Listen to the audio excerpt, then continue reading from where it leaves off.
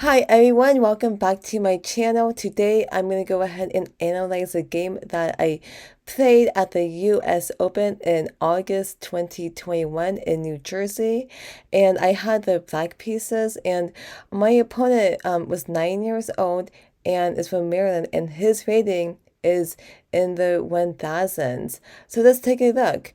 My 9-year-old opponent moved e4, and then I played d5. And if you haven't watched my videos lately, this opening is called the Scandinavian defense, and that's what I like to play, the Scandinavian defense. Pawn takes, queen takes, and then knight goes here. This is a good move because it attacks the queen. Of course, I have to move it. And in the Scandinavian defense, you move the queen over to a5. So my opponent moved d5. D4. This is a good move because you want to have at least one pawn in the center. So that's good. And then I go c6. When you're playing the Scandinavian defense, it's very important to move this pawn here so my queen has an escape square to c7 or d8. Very, very important. If you like watching my videos, I invite you to subscribe to my channel. Okay, so bishop goes here. Notice the bishop, knight, and queen, they're on the same diagonal, and because of that, I have to be very careful because if he moves the knight, then the bishop is attacking the queen. So it's important to know what pieces are on the same line. I move the knight out, and then he goes there. And then again, as I told you, he moved the knight, and now the bishop is attacking the queen. I have to do something about it. I decided to move back to c7. Of course, you need to ask questions like, can my opponent safely capture a piece? It's a queen, but also notice this knight is also attacking this knight. It's not safe for my knight to take this knight because the bishop can just take my queen. That's why you have to pay attention to what your opponent is attacking. So that's why I end up moving queen to c7. My 9-year-old opponent took my knight, and of course I took it back with the e7 pawn. And the reason why is because now my pawns, they're all together in one group, right?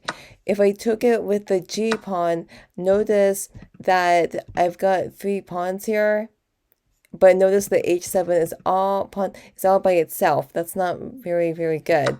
So I took it with this pawn. That's good. Bishop goes there, and then I go here. It's important to just develop the pieces. Knight goes there, and then I decided to castle. So I have a good position. He decides to castle, and then oops, sorry, I didn't go there. I actually went bishop to g4. Just notice that when I move the bishop to g4, I notice that it pins the knight to the queen. And you might ask, like, what's a pin piece? Well, if this knight moves, then my bishop can just take the queen, right? So that's why it's called a pin piece. It would be a really bad idea for him to move this knight.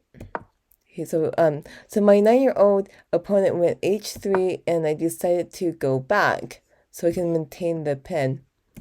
He moves there, and then I move the knight out here. It's important to get all the knights and bishops out, and then bishop goes there. Okay, time to fight. So I go here. I'm just moving the knight. It attacks the bishop. He has to do something about that, so he decides to go back to e2. Right now, he's actually playing very well for a 1000 rated player. When he moves the bishop to e2, notice that the knight, it's no longer pinned. Knight to d5 to attack this bishop. He decides to go back. He doesn't want my knight to capture this bishop. And then I go here. I'm just trying to go after his bishop. He takes it, and then I go here. Okay, so right now, this is a pretty equal position, and I have some advice for you. If you're playing somebody who is much lower rated than you, do not underestimate that person. And that's what I had to do. I'm playing against a 1000 rated player, over the board, and, he's playing really well right now. Okay, queen goes there. And then I go here. Notice right now, notice that these two rooks are not doing anything, so we gotta get that into play. Rook fe8, notice that it's on the same line as this bishop and this rook, that's good.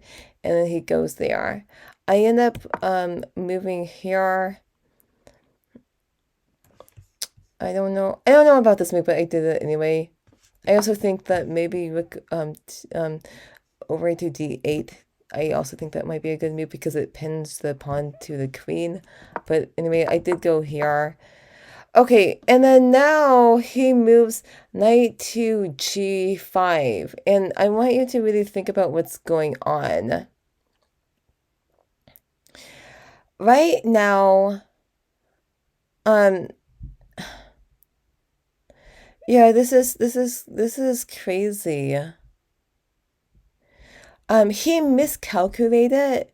Notice that the queen, and the knight are attacking this pawn, and he miscalculated. The thing is, like, if I take the knight, then the bishop can just take my bishop, and then that would just be a fair trade.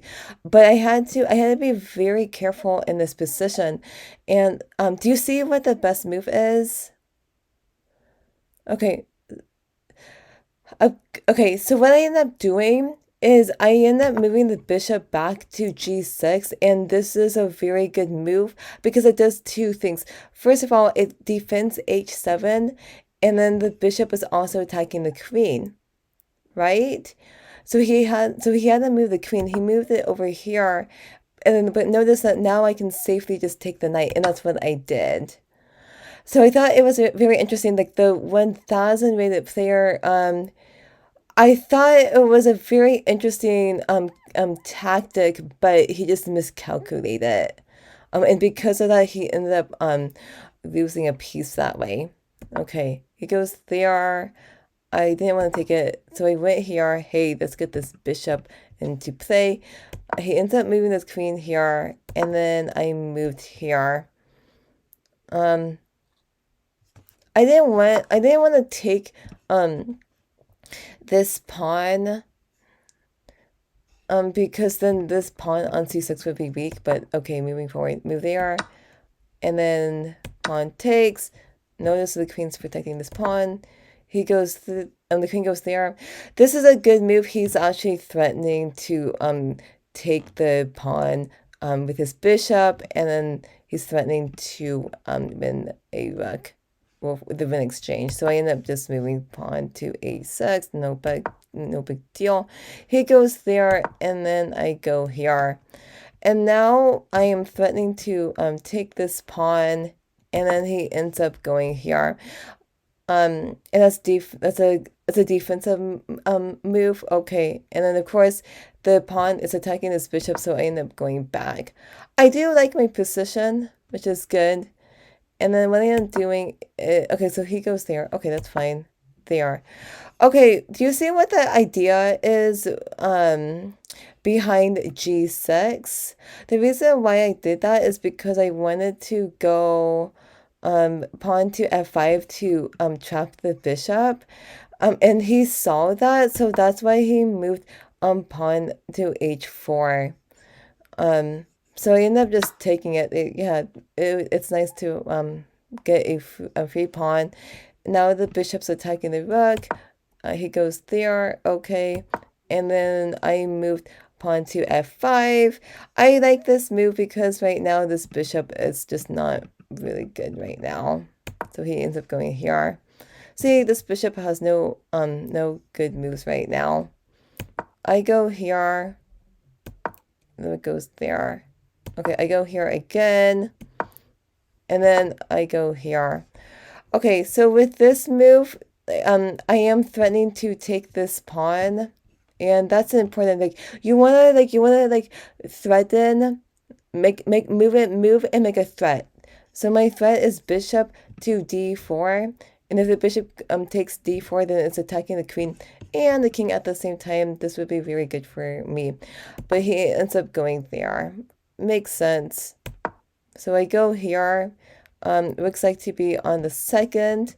second rank as black, and if you're white, then it looks like to be on the 7th. Okay. He goes there. I'm not really too sure why, but okay. I go here. I have a very good position now. Notice that my rooks, they're doubled up on the E file. And then he goes there. I don't know, like, I don't think he knows what to do in this position. And then I go here. What do we do? He goes there. So he's just attacking my bishop, but instead of moving the bishop back, I end up going here.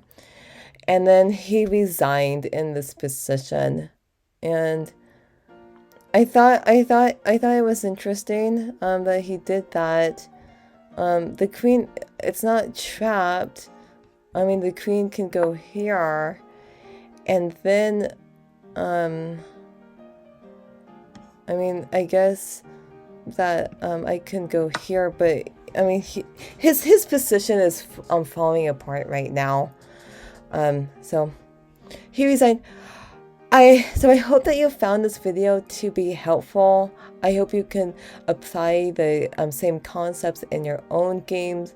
And just to let you know, playing this 9-year-old from Maryland, he had a very good run at the US Open, because I did take a look at the results, and it turns out that after the tournament was over, he actually gained a couple hundred points because he actually beat a couple people in the Class A range.